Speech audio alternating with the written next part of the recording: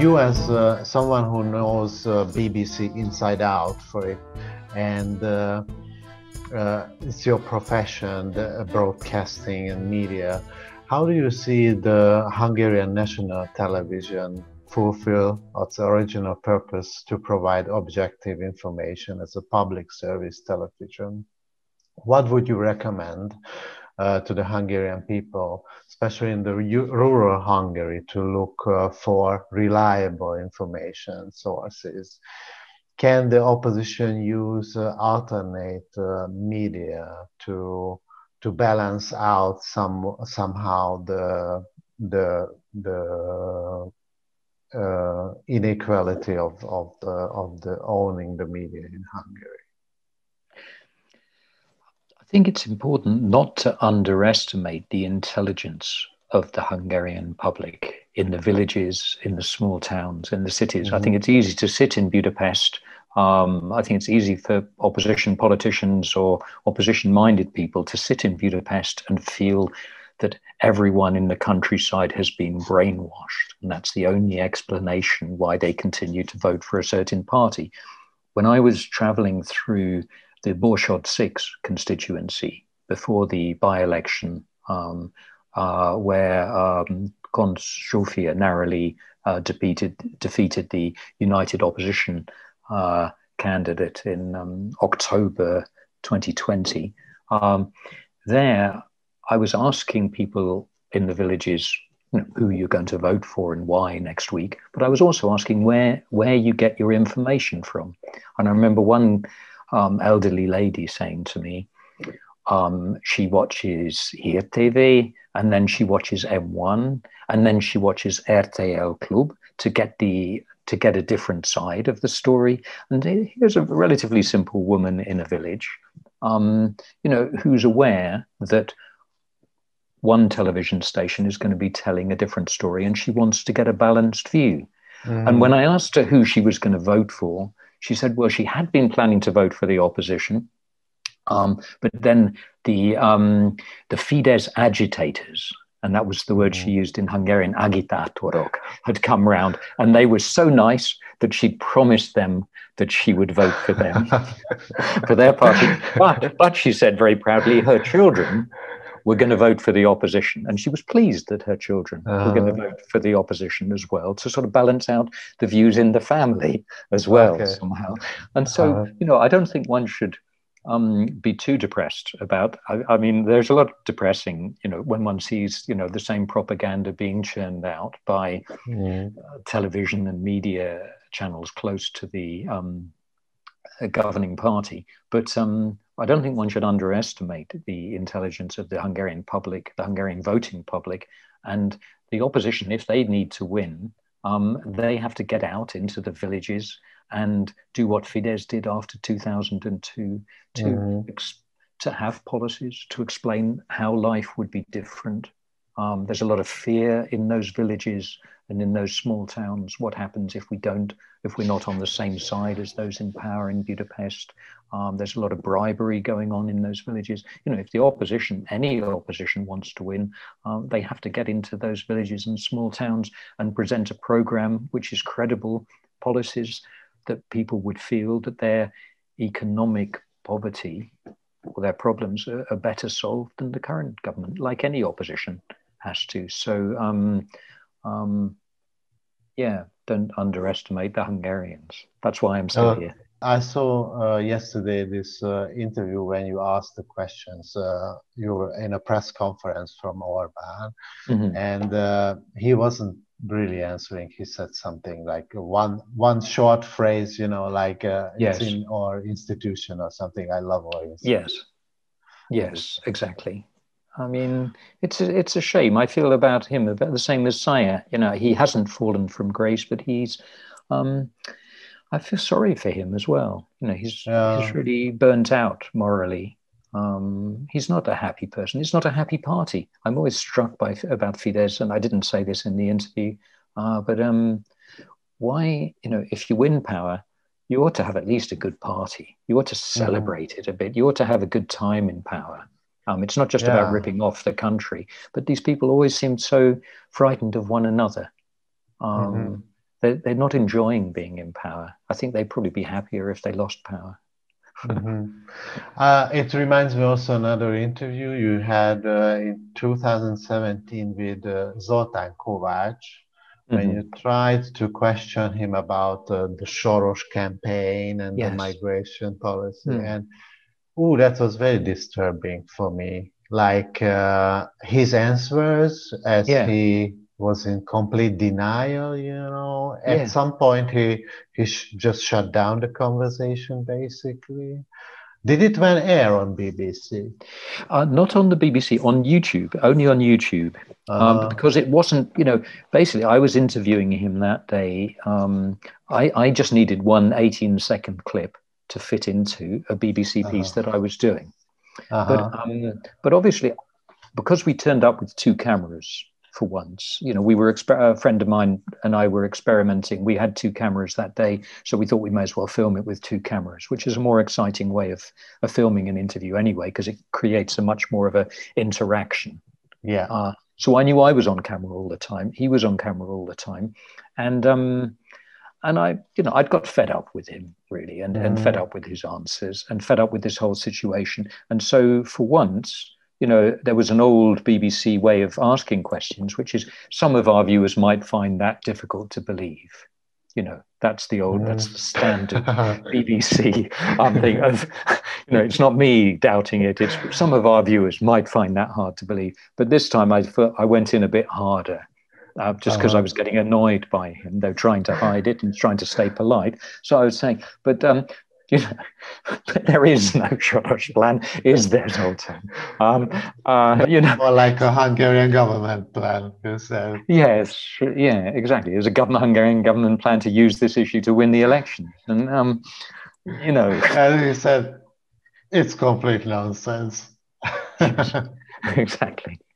So, I mean, he's a very polished, you know, he's very good at his job. I can see why they keep him on. Yeah. This is shocking to me. Also, there was another Hard Talk BBC interview with the recent minister, this lady, Judith Varga. Yes, yeah. So they are very educated, obviously traveled around the world. They knew how the things are going on, you know, and they have to serve this idiocracy, you know. I don't understand the motivations of these, like really just for the money. It's hard to be. I understand it. For me, you were so much closer to the politics for your whole life, you know, interviewing these people and being in press conferences, talking to other journalists. Maybe you understand this better, how politics works. But I always really miss this moral background, or this to stand out for the real, you know, values, because they have families, they have you know, neighbors, people to be nice with. I don't understand why they corrupted so much this way. No, I mean, it's interesting watching. I have several friends teaching at Mátyás Corvinus now, at the journalism school, and one of them was telling me the other day that, you know, a lot of the students buy into the package. You know, they are the new elite. They're being trained to be the new elite. And nowadays, the package is, if you support Orbán, you have to support Trump. If you have to, you're not allowed to question any part of the package of views on offer. But some of the students are questioning it and are basically leaving because but one of the reasons and it's important for 20-year-olds anywhere in the world, is peer pressure. They find themselves so ridiculed by their other Hungarian friends for being part of a worldview, or a kind of for being part of the current elite, which has lost any credibility among most of the Hungarian youth today. And they can't stand that, and therefore they have to leave and quit that. Obviously, that's not the reaction of all the youth at Mátyás Corvinus who are looking forward to having a very nice job for, as personal secretary to József Szájer's successors in Brussels, as MEPs, and get a very nice job, thank you very much, in wicked Brussels. But and so there's no moral kind of angle from some. But I think, like I said in the interview, I think at the end of the day, you do get the government you deserve, really. And so Hungary if Hungary wants to have a better government, Hungary's going to need to change a lot. People are going to need to. Yeah, that's true. To change. Because people needs to be changed. Yeah. Or people change, but it's hard to change. It's very painful to change.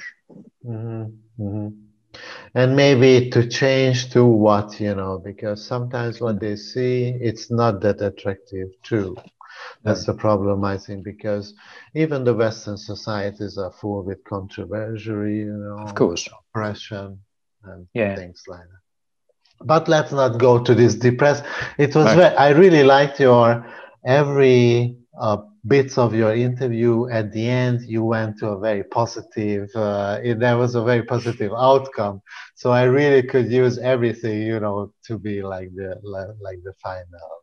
So it seems like you're not just a great reporter, I think, but you're also like a subject of an interview.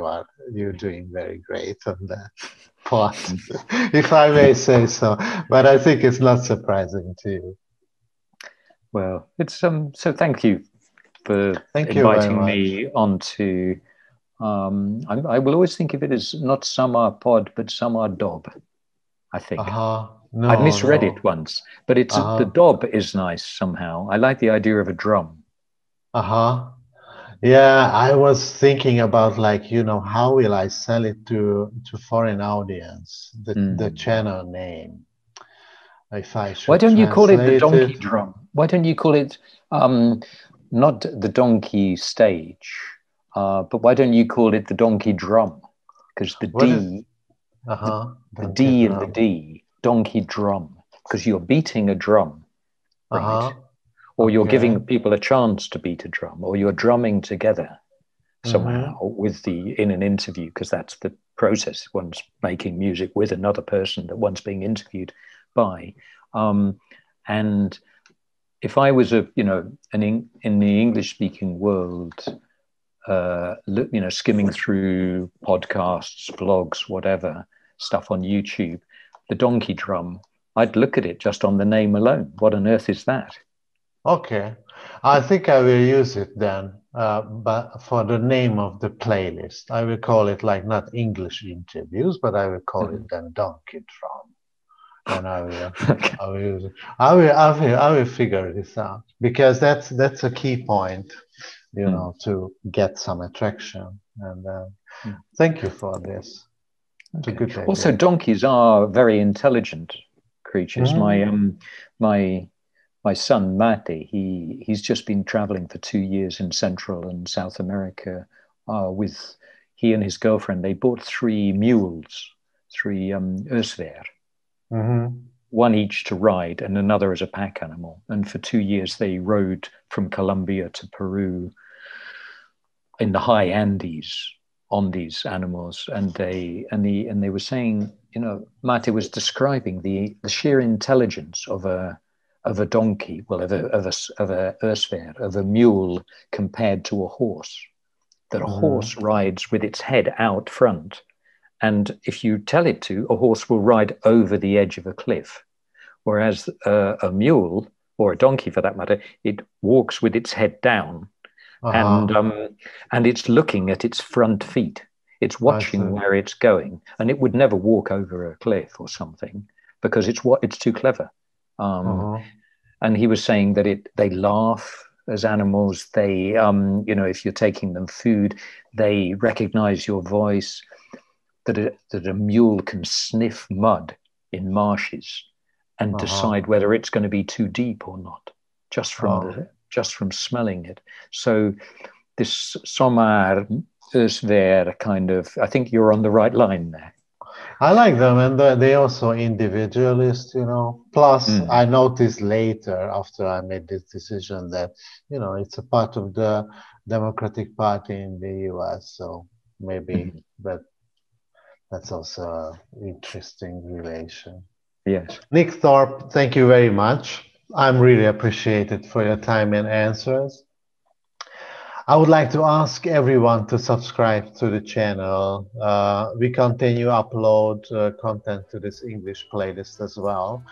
And take a look on the description for the links related to the presentations and videos being mentioned during the conversation. Please support our work by signing up to our Patreon page, where we're sharing exclusive content to the patrons. Thank you, Nick, and thank you and goodbye, everyone.